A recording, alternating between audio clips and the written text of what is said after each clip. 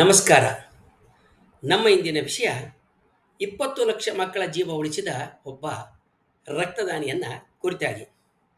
1951ರಲ್ಲಿ 14 ವರ್ಷದ ಒಬ್ಬ ಹದಿಹರೆಯದ ಹುಡುಗನಿಗೆ ಒಂದು ಶಸ್ತ್ರಚಿಕಿತ್ಸೆಯನ್ನು ಮಾಡಲಾಗುತ್ತೆ. ಈ ಹುಡುಗನಿಗೆ ಶ್ವಾಸಕೋಶ ಸೋಂಕಾಗಿದ್ದು ಅದನ್ನು ತೆಗೆದೇ ಹೋದರೆ ಜೀವಕ್ಕೆ ಅಪಾಯ ಉಂಟಾಗಿರುತ್ತೆ. ಆಗ ವೈದ್ಯರು ಆತನ ಶ್ವಾಸಕೋಶವನ್ನು ತೆಗೆದುಹಾಕ್ತಾರೆ. ಆ ಸಂದರ್ಭದಲ್ಲಿ ಆ ಹುಡುಗನಿಗೆ ಹಲವು ಹೊತ್ತಾರು ಜನ ರಕ್ತದಾನವನ್ನು ಮಾಡ್ತಾರೆ. ಇದು ತಿಳಿದಂಥ ಬಾಲಕನಿಗೆ ತನಗೆ ರಕ್ತದಾನ ಮಾಡಿದವರ ಬಗ್ಗೆ ಅಪಾರವಾದ ಗೌರವ ಉಂಟಾಗುತ್ತೆ. ಇಂತಹ ಶಸ್ತ್ರಚಿಕಿತ್ಸೆಗೆ ಒಳಗಾಗಿದ್ದಂತಹ ಹುಡುಗನ ಹೆಸರು ಜೇಮ್ಸ್ ಹ್ಯಾರಿಸನ್. ಜೇಮ್ಸ್ ಹ್ಯಾರಿಸನ್ 18 ವರ್ಷಕ್ಕೆ ತಲುಪಿದ ಮೇಲೆ ತನಗೆ ರಕ್ತ ಕೊಟ್ಟು ಜೀವವನ್ನು ಉಳಿಸಿದಂಥವ್ರನ್ನ ನೆನೆಸಿಕೊಂಡು ತಾನು ಕೂಡ ತನ್ನ ರಕ್ತವನ್ನು ಕೊಟ್ಟು ಅಪಾಯದಲ್ಲಿರೋರಿಗೆ ನೆರವಾಗಬೇಕಂತಕ್ಕಂಥ ಮನಸ್ಸನ್ನು ಮಾಡ್ತಾನೆ. ರಕ್ತದಾನವನ್ನು ಆತ ಒಂದು ವ್ರತದಂತೆ ಮುಂದುವರ್ಸ್ಕೊಂಡು ಹೋಗ್ತಾನೆ. ನಮಗೆಲ್ಲ ಗೊತ್ತಿರುವಂತೆ ಮನುಷ್ಯರ ರಕ್ತಗಳಲ್ಲಿ ಎ ಬಿ ಮತ್ತು ಓ ಎನ್ನುವ ಗುಂಪುಗಳಿದ್ದಾವೆ. ಈ ಎಲ್ಲ ರಕ್ತದ ಗುಂಪುಗಳ ಜೊತೆಗೆ RH ಫ್ಯಾಕ್ಟರ್, RH ಅಂಶ ಅನ್ನೋದು ಇನ್ನೊಂದು ಕೂಡ ಜೊತೆಯಾಗಿ ಇರುತ್ತೆ. ಕೆಂಪು ರಕ್ತ ಕಣಗಳಲ್ಲಿ ನಿರ್ದಿಷ್ಟ ಪ್ರೋಟೀನ್ ಇದ್ದರೆ ಅದನ್ನು RH ಪಾಸಿಟಿವ್ ಅಂತಲೂ, ಇಲ್ಲದೇ ಇದ್ದರೆ ಅದನ್ನು RH ನೆಗೆಟಿವ್ ಅಂತಲೂ ಗುರುತಿಸ್ತಕ್ಕಂಥದ್ದು ಒಂದು ವಾಡಿಕೆ. RH ನೆಗೆಟಿವ್ ರಕ್ತ RH ಪಾಸಿಟಿವ್ ರಕ್ತದ ಜೊತೆಗೆ ಸಂಪರ್ಕಕ್ಕೆ ಬಂದರೆ RH ನೆಗೆಟಿವ್ ರಕ್ತ RH ಪಾಸಿಟಿವ್ ರಕ್ತದ ಮೇಲೆ ದಾಳಿ ಮಾಡುತ್ತೆ. ಹಾಗೆ ದಾಳಿ ಮಾಡಿದಾಗ ಅದು RH1G ಎನ್ನುವ ಪ್ರತಿಕಾಯಗಳು ಅಂದರೆ ಆ್ಯಂಟಿಬಾಡೀಸ್ನ ಬಿಡುಗಡೆ ಮಾಡುತ್ತೆ. RH ನೆಗೆಟಿವ್ ಇರುವ ತಾಯಿಯ ಬಸಿರಿನಲ್ಲಿ RH ಪಾಸಿಟಿವ್ ರಕ್ತ ಹೊಂದಿರುವ ಮಗು ಇದ್ದರೆ ತಾಯಿಯ ರಕ್ತ ಬಿಡುಗಡೆ ಮಾಡುವ RH1G ಪ್ರತಿಕ್ರಿಯೆ ಅಂದರೆ ಆ್ಯಂಟಿಬಾಡಿ ಮಗುವಿನ ರಕ್ತದ ಮೇಲೆ ದಾಳಿ ಮಾಡ್ತೈತೆ. ಅಂತಹ ದಾಳಿಗೆ ತುತ್ತಾಗುವ ಮಗು ಬಸಿರಿನಲ್ಲಿ ಅಥವಾ ಹುಟ್ಟಿದ ನಂತರ ಸಾವಿಗೆ ಈಡಾಗ್ತದೆ.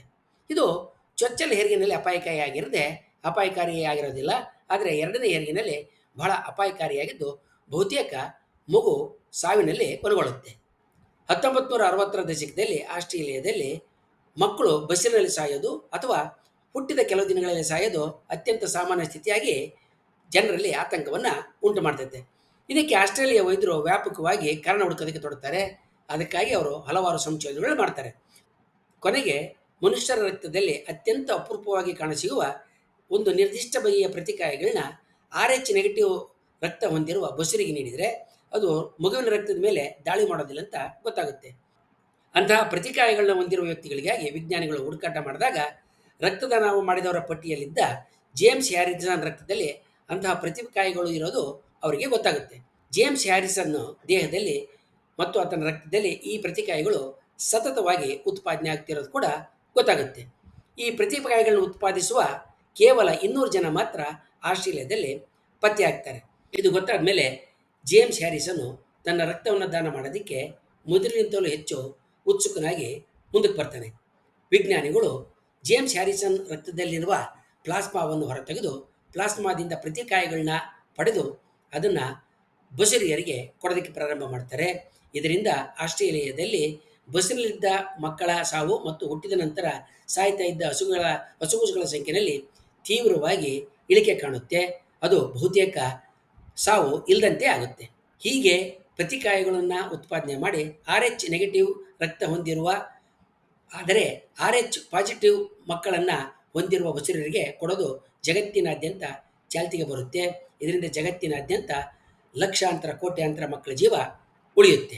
6 ದಶಕಗಳಲ್ಲಿ ಹ್ಯಾರಿಸನ್ನು 1173 ಸಲ ರಕ್ತದಾನವನ್ನು ಮಾಡ್ತಾನೆ.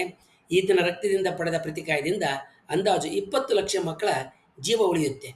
ಈತನ ಮಗಳ ಬಸಿರಿನಲ್ಲಿದ್ದಂಥ ಮಗುವಿನ ಜೀವವು ಕೂಡ ಈತನ ರಕ್ತದಿಂದ ಪಡೆದ ಪ್ರತಿಕಾಯದಿಂದ ಉಳ್ಕೊಳ್ಳುತ್ತೆ. ಈಗ ಜೇಮ್ಸ್ ಹ್ಯಾರಿಸನ್ನು ಅಂದಾಜು 85 ವರ್ಷದ ವ್ಯಕ್ತಿಯಾಗಿದ್ದಾನೆ. ಜಗತ್ತಿನಾದ್ಯಂತ ಈತನ ರಕ್ತದಾನಕ್ಕಾಗಿ ಮೆಚ್ಚುಗೆ ಮತ್ತು ಗೌರವಗಳು ಸಲ್ತಾ ಇದ್ದಾವೆ. ಜೀವವಿಜ್ಞಾನದ ಮನುಷ್ಯರಿಗೆ ಸಂಬಂಧಿಸಿದ ಇಂತಹ ವಿಷಯಗಳ ಕುರಿತಾಗಿ ಮುಂದಿನ ವಿಡಿಯೋದಲ್ಲಿ ಇನ್ನೂ ಹೆಚ್ಚಿನ ಸಂಗತಿಗಳನ್ನು ತಿಳ್ಕೊಳ್ಳೋಣ. ವಂದನೆಗಳೊಂದಿಗೆ.